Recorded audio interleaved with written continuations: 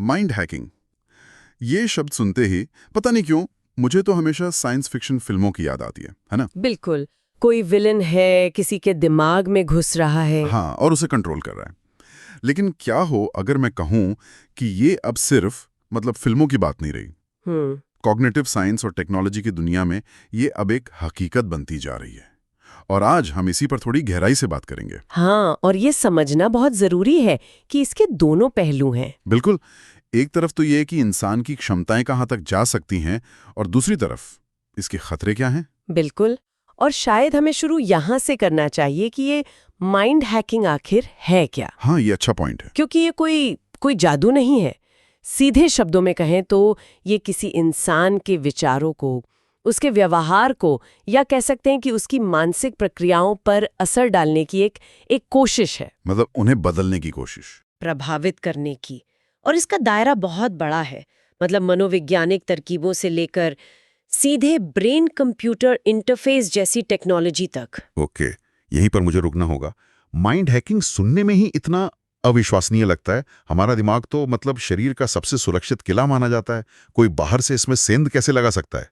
ये बहुत अच्छा सवाल है, और इसका जवाब दिमाग की एक बहुत ही कमाल की खूबी में छुपा है। अच्छा, वैज्ञानिक इसे प्लास्टिसिटी कहते हैं। प्लास्टिसिटी? हाँ, इसे ऐसे समझिए कि हमारा दिमाग कोई पत्थर की लकीर नहीं है, वो गीली मिट्टी जैसा है। ओके। हर नया अनुभव, हर नई सीख उस पर एक निशान छोड़ जाती है, उसका आकार बदल देती है। हमारा दिमाग असल में खुद को लगातार रीवायर करता रहता है। अच्छा, दिमाग का ये जो लचीलापन है वही हमें सीखने में मदद करता है। बिल्कुल, लेकिन यही खूबी उसे बाहरी असर के प्रति संवेदनशील भी बना देती है। सही बात है। अगर आप मिट्टी का आकार बदल सकते हैं तो कोई भी उसे आकार दे सकता है, अच्छे के लिए भी और बुरे के लिए भी। तो ये टेक्नोलॉजीज इसी का फायदा उठाती हैं? हाँ, बिल्कुल। ठीक है, तो ये सिर्फ थ्योरी नहीं है। कौन सी मुख्य टेक्नोलॉजीज हैं जो आज इसे मुमकिन बना रही हैं? देखिए, इस फील्ड में 2 टेक्नोलॉजीज इस वक्त कह सकते हैं कि क्रांति ला रही हैं।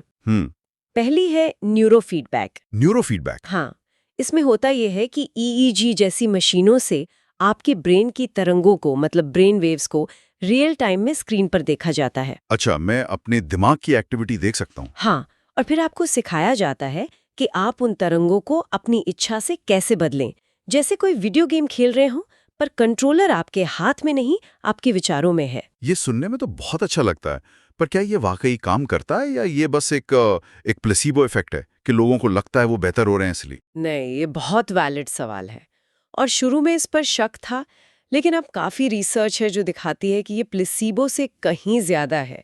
ये सच में दिमाग को नए पैटर्न सीखने के लिए ट्रेन करने जैसा है। तो इसका इस्तेमाल किस लिए होता है?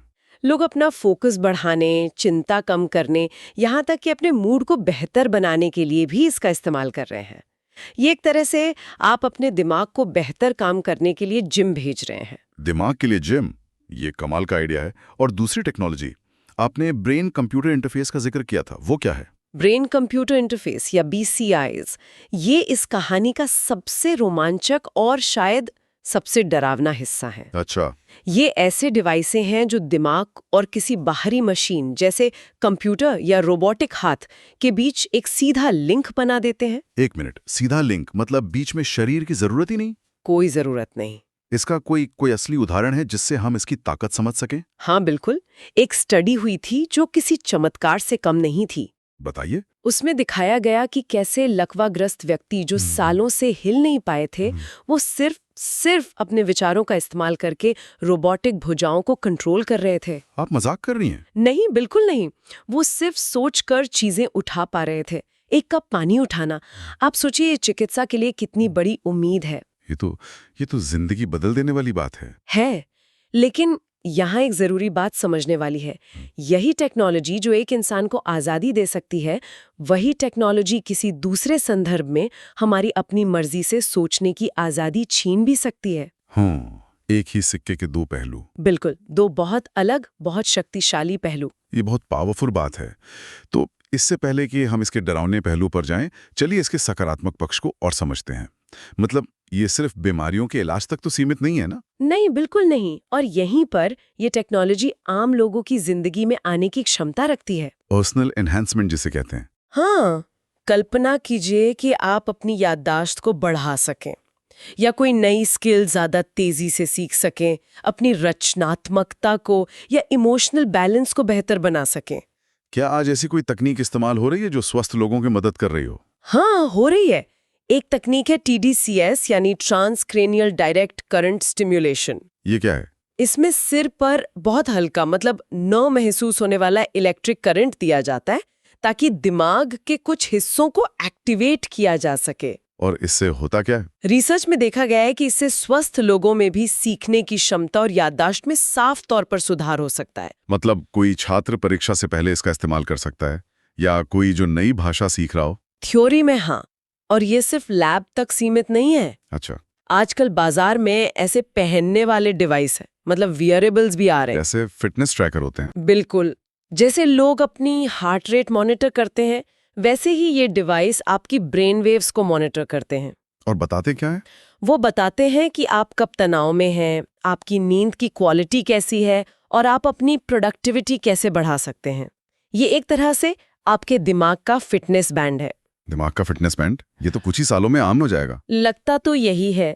और अगर हम इसे और बड़ी तस्वीर में देखें तो मानसिक स्वास्थ्य के इलाज में इसका असर सबसे गहरा हो सकता है। जैसे? हमने न्यूरो फीडबैक की बात की थी, है ना? हाँ। तो रिसर्च दिखाती है कि उसका उपयोग ADHD, चिंता और डिप्रेशन जैसी स्थितियों के इलाज में बहुत असरदार हो सकता है। बिना दवाओं के? कई मामलों में हाँ। इसमें हम सिर्फ लक्षणों को नहीं दबा रहे, बल्कि दिमाग को ही बेहतर तरीके से काम करने के लिए रीट्रेन कर रहे हैं। ये तो थेरेपी का एक बहुत ही पर्सनलाइज तरीका हुआ। तो मतलब बेहतर सीखना, ज्यादा फोकस और मानसिक बीमारियों का इलाज, ये तो भविष्य की टेक्नोलॉजी लगती है जो आज हकीकत बन रही है। लेकिन, और यहाँ एक बहुत बड़ा लेकिन है, अगर कोई मेरे दिमाग को बेहतर बनाने के लिए अंदर जा सकता है, तो क्या कोई गलत इरादे से भी अंदर नहीं आ सकता? यहीं से शायद डर वाला हिस्सा शुरू होता है। बिल्कुल सही। और ये डर बेवजह नहीं है। जैसे जैसे ये तकनीकें शक्तिशाली होंगी, इनके गलत इस्तेमाल का खतरा भी बढ़ेगा। सबसे बड़ा खतरा क्या है? सबसे पहला और सीधा खतरा है निजता का उल्लंघन, प्राइवेसी। समझाइए जरा। सोचिए, जैसे पारंपरिक हैकिंग में हमारा ईमेल या बैंक अकाउंट हैक हो जाता है ना, हाँ। वैसे ही माइंड हैकिंग में किसी के विचार, किसी की यादें या भावनाओं को चुराने या बदलने का खतरा है। एक मिनट। क्या हम सच में विचारों को चुराने की बात कर रहे हैं? मतलब क्या कोई ये जान सकता है कि मैं अपने बैंक पासवर्ड के बारे में सोच रहा हूँ? BCI आपके न्यूरल पैटर्न को पढ़ सकता है। वो पैटर्न जो किसी खास शब्द या इमेज से जुड़े हों। तो शायद वो सीधे आपका पासवर्ड ना पढ़ पाए, लेकिन वो ये समझ सकता है कि आप नंबरों के बारे में सोच रहे हैं या किसी चेहरे को याद कर रहे हैं। और जैसे जैसे ये टेक्नोलॉजी बेहतर होगी, ये और सटीक होती जाएगी। और तब आपकी सोच आपकी नहीं रहेगी। एग्जैक्टली, यही सबसे बड़ा खतरा है। ये तो बहुत ही डरावना है। और इससे भी आगे, क्या किसी के फैसलों को भी प्रभावित किया जा सकता है?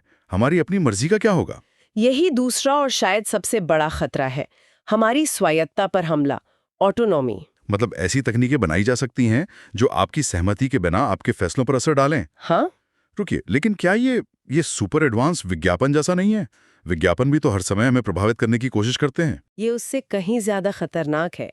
एक टर्म है न्यूरो मार्केटिंग। Neuro marketing? हाँ, एक विज्ञापन आपके चेतन मन को, मतलब कॉन्शियस माइंड को मनाने की कोशिश करता है।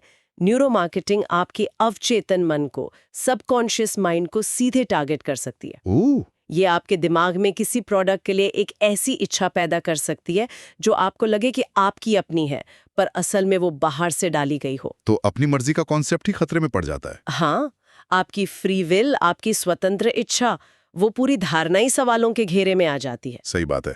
मैं तो बस यही सोच रहा हूँ कि अगली बार जब मुझे ऑनलाइन कोई ऐसी चीज खरीदने का तेज मन करेगा जिसकी मुझे जरूरत नहीं है, तो मैं सोचूंगा कि ये मेरा आइडिया है या किसी एल्गोरिदम का। बिल्कुल। और ये हमें तीसरी बड़ी चुनौती पर लाता है, नैतिक दुविधा, एथिकल डिलेमा। हाँ, जब हम इन तकनीकों का उपयोग संवेदनशील लोगों पर करते हैं, जैसे मानसिक स्वास्थ्य समस्याओं से जूझ रहे लोग, तो इलाज और हेर-फेर के बीच की रेखा बहुत धुंधली हो सकती है। एक उदाहरण दे सकती हैं? मान लीजिए, किसी को डिप्रेशन से निकालने के लिए उसकी भावनाओं को बदला जा रहा है, पर कितना बदलना ठीक है? कौन तय करेगा कि कौन सी भावना सही है? क्या हम उसे ठीक कर रहे हैं या उसे अपनी मर्जी के मुताबिक एक अलग इंसान बना रहे हैं? ये बहुत ही मुश्किल सवाल है। ठीक है, तो ये एक तरह का माइनफील्ड है। हमारे पास एक ऐसा टूल है जो चमत्कार कर सकता है, लेकिन वो एक हथियार भी बन सकता है। तो रास्ता क्या है? क्या हम इस टेक्नोलॉजी पर रोक लगा दें? रोक लगाना अब शायद संभव नहीं है। टेक्नोलॉजी के रफ्तार को रोकना बहुत मुश्किल है। तो फिर रास्ता है जिम्मेदार नियम और कानून बनाने का। हमें संज्ञानात्मक स्वायत्ता यानी हमारे सोचने समझने की आज़ादी की रक्षा के लिए नीतियां बनानी होंगी। तो ये नीतियां असल में कैसी दिखेंगी? क्या कोई do not hack my brain list होगी? कुछ वैसा ही समझ लीजिए। इसमें कुछ बहुत जरूरी चीजें होंगी। पहली, सख्त सहमति। मतलब किसी भी व्यक्ति के दिमाग पर कोई भी प्रक्रिया करने से पहले उसकी पूरी और समझदारी भरी सहमति लेना अनिवार्य हो। ठीक है। और दूसरी, मजबूत डेटा सुरक्षा कानून। हमारा ब्रेन डेटा हमारा सबसे निजी डेटा है ना? सबसे निजी? तो उसे सुरक्षित रखना सबसे जरूरी होगा और इन सब पर नजर रखने के लिए पारदर्शी रेगुलेटरी बॉडीज बनानी होंगी। और ये सिर्फ तकनीकी चर्चा नहीं होनी चाहिए। बिल्कुल नहीं। हमें इसके सामाजिक प्रभावों के बारे में भी सोचना होगा। क्या इससे समाज में असमानता और बढ़ेगी? क्या सिर्फ अमीर लोग ही अपनी दिमागी क्षमता अपग्रेड कर पाएंगे, जिससे एक कॉग्निटिव डिवाइड पैदा हो जाएगा? बिल्कुल। ये सवाल टेक्नोलॉजी बनाने वालों से ज्यादा हम सबको एक समाज के तौर पर पूछने होंगे। ठीक है, तो आज की इस गहरी चर्चा को समेटते हैं। हमने देखा कि माइंड हैकिंग की प्रकृति दोहरी है। एक तरफ ये इंसान के दिमाग को समझने और मानसिक स्वास्थ्य को बेहतर बनाने की जबरदस्त क्षमता रखता है। हाँ, हम शायद डिप्रेशन का इलाज कर सकें, याददाश्त बढ़ा सकें, तेजी से सीख सकें। लेकिन इसके साथ ही ये हमारी निजता, हमारी आज़ादी और हमारे नैतिक सिद्धांतों के लिए बहुत बड़े खतरे भी पैदा करता है। बिल्कुल।